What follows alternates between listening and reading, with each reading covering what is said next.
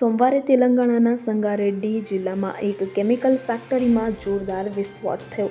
Reactor વિસ્ફોટમાં 10 લોકોના મોત થયા હતા. તે સમયે લગભગ 1 ડઝન ઘાયલ થયા છે. આ અકસ્માતમાં જીવ ગુમાવનાર લોકોની સંખ્યા વધવાની આશંકા છે.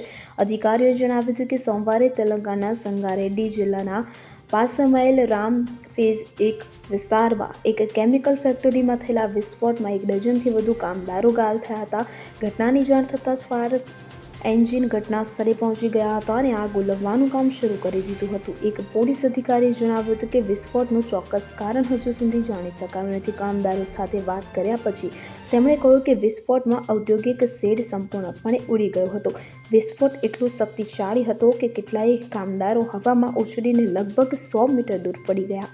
તેમજ જે કેમિકલ ફેક્ટરીમાં વિસ્ફોટ થયો હતો તે વિવિધ પ્રકારના રસાયણો બનાવે છે. ઘટના સમયે ફેક્ટરીમાં લગભગ 100 કામદારો કામ કરી રહ્યા હતા. વિસ્ફોટમાં મોટી સંખ્યામાં લોકો ઘાયલ થયા છે.